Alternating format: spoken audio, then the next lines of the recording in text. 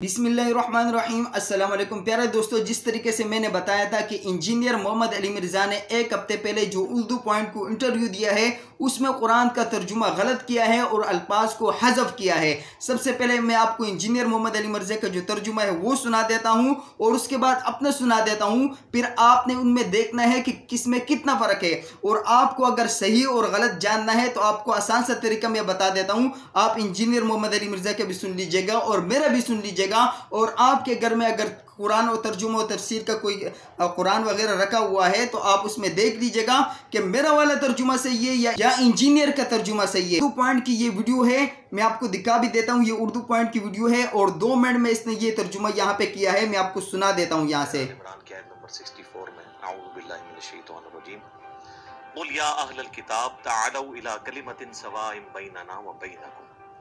आओ अहले किताब, हम उस एक बात पर तो इकट्ठे हो जाएं जो तुम में और हम में कॉमन है।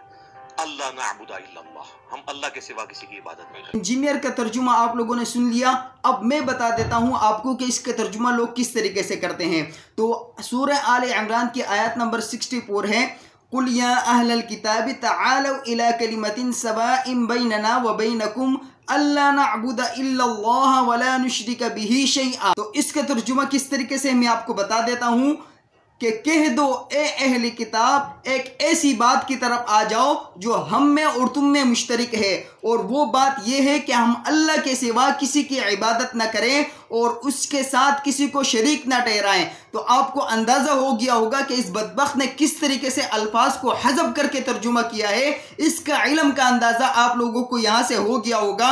इसके अलावा भी बहुत सारी आयत ऐसे हैं जिसमें इसने अल्फाज को हज़फ किया है। किसने इसको हक दिया है कि कुरान में आप अल्फाज को हज़फ करो? जो अल्फाज आपको पसंद है वो बयान करो और जो अल्फाज आपको पसंद नहीं है वो आप बयान न करो। आपको बता दिया, आपने इंजीनियर का भी सुन लिया, मेरा भी सुन लिया। घर में अगर आपका कोई कुरान मजीद आपके पास रखा हुआ है तर्जुमे वाला, तो इसमें आप मेरा तर्जुमा भी सुन लीजिएगा और इंजीनियर का भी सुन लीजिएगा। आपको दोनों में फ़र्क वाज़ेह पता लग जाएगा। और ये एक नहीं, कई मरतबा मैंने इसको पकड़ा है कि कई मरतबा इसने आयत का तर्जुमा इसी तरीके से ये हज़फ करता है। जो हुरूफ, जो अल्फाज इसको पसंद होते हैं वही बयान करता है, जो इसको पसंद नहीं होते वो बयान नहीं करता। इस वीडियो को ज़्यादा से ज़्यादा शेयर कीजिएगा ताकि इस बदबख्त का चेहरा पूरी दुनिया के सामने बेनकाब हो सके।